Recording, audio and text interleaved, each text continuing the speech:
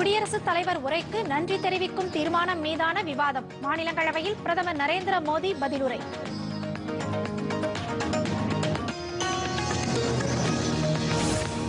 அமெரிக்காவில் இருந்து தாயகம் அழைத்து வரப்பட்ட இந்தியர்கள் சட்டப்பூர்வமான நடவடிக்கைகள் மேற்கொள்ளப்பட்டதாக வெளியுறவுத்துறை அமைச்சர் ஜெய்சங்கர் விளக்கம்.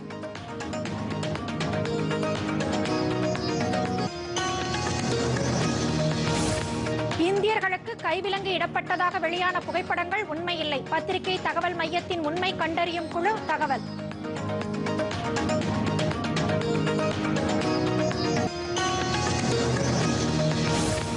நெல்லையில் 4400 கோடி ரூபாய் மதிப்பிலான டிபி சோலார் நிறுவனத்தை திறந்து வைத்தார் முதலமைச்சர் மு க ஸ்டாலின். மற்றொரு புதிய சோலார் நிறுவனத்திற்கு அடிக்கல்.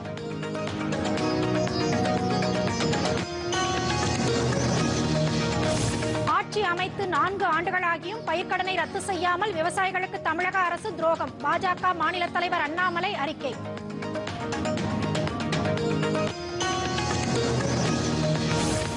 பல்கலைக்கழக மானியக் குழுவின் புதிய விதிகளுக்கு எதிராக தில்லியில் திமுக கூட்டணி போராட்டம். கனிமொழி, ராகுல் காந்தி, அகிலேஷ் யாதவ் உள்ளிட்டோர் பங்கேற்பு.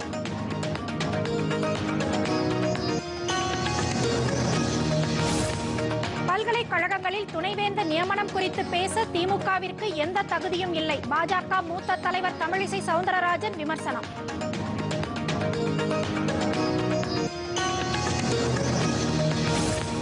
மானாமதுரை அருகே பள்ளி மாணவிகளுக்கு பாலியல் தொந்தரவு கொடுத்த வழக்கு. 6 பேர் போக்சோ சட்டத்தின் கீழ் கைது.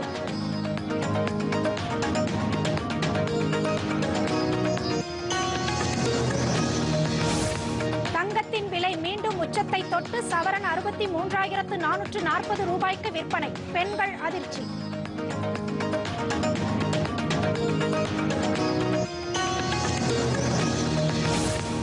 வெறுப்பு பேச்சுக்கு எதிரான குற்றவியல் சட்டம் ஆஸ்திரேலிய நாடாளுமன்றத்தில் நிறைவேற்றம்.